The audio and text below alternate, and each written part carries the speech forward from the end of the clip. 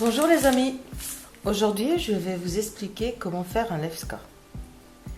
Ma première tentative a été une catastrophe, donc j'ai dû étudier la chose. Et ma deuxième tentative, j'ai bien réussi mon levska, par contre j'ai mal choisi mon support. Alors vous voyez ce que ça peut faire quand vous choisissez mal votre support. Votre planche est toute ronde.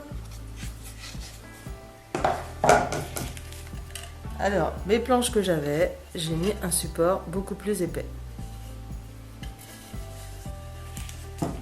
Et pour l'instant, il n'a pas bougé. Alors, comme vous le savez peut-être, ou vous ne le savez pas, le levka a 14 couches. Une première couche avec seulement la colle de peau de lapin et les autres couches avec la deuxième couche avec du coton, une toile, vous encollez une toile sur votre colle de peau de lapin et vous l'encollez avec une deuxième couche de colle de peau de lapin. Et après, les 12 autres couches sont avec le levka, c'est-à-dire du blanc de meudon que vous mélangez avec votre colle de lapin. Chaque étape est très importante. Quand vous faites du levka, il ne faut pas vous dire « je le veux pour demain ». C'est pas possible. Non. Il faut prendre le temps. Déjà, votre première étape va durer 24 heures. Vous dites « oh là là, 24 heures, mon Dieu, mon Dieu ». Mais non, vous inquiétez pas. C'est en fait le temps de séchage de votre première couche. Et il faut bien le respecter. Car si vous ne respectez pas les temps de séchage, la deuxième couche que vous allez passer va enlever la première couche et votre résultat sera déplorable et inutile. Vous allez le chauffer en bain-marie. Donc comme je le mettais dedans mon autre casserole, c'était de travers, c'était pas facile, non. Donc là je me suis dit, comme il ne nous faut pas beaucoup pour 2 planches, je vais le mettre dedans un vieux pot de confiture, bien lavé forcément. Votre colle reste jaune et après quand vous la disposez sur votre planche, ça fait des résidus, elle se mélange mal avec l'eau et ça fait quelque chose qui n'est pas net sur votre planche et qui est difficile après à utiliser et à cacher. Voilà.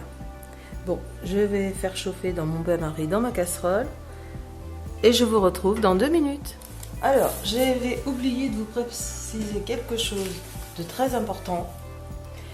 Il ne faut pas faire bouillir la colle de peau de lapin, autrement vous ne pourrez pas vous en servir, ça ne marchera pas. Alors, je me prie un pinceau plat et je nous fais une première couche bien étalée. Vous faites attention qu'il y en ait bien partout. C'est une colle assez épaisse.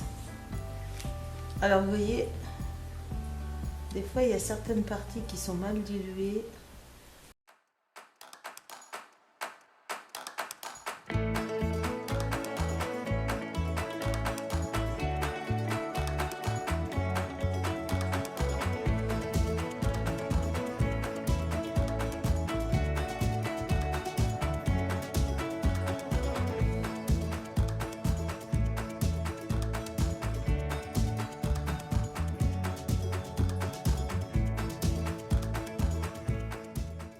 N'hésitez pas à regarder en contre-jour si vous n'avez pas oublié un endroit.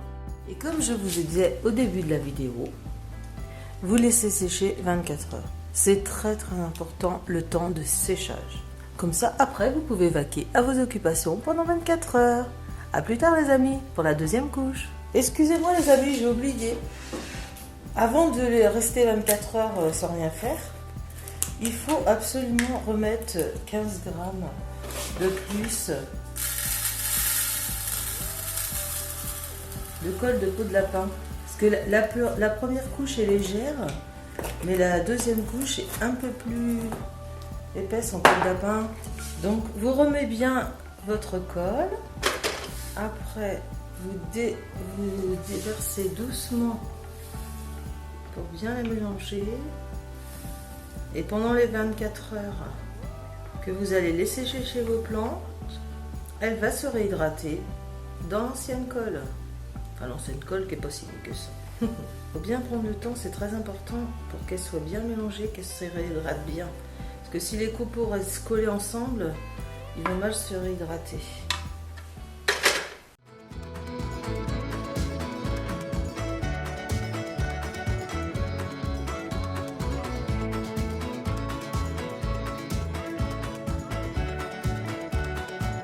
Surtout n'oubliez pas, une colle de peau de lapin ne doit jamais bouillir pour pas perdre ses propriétés.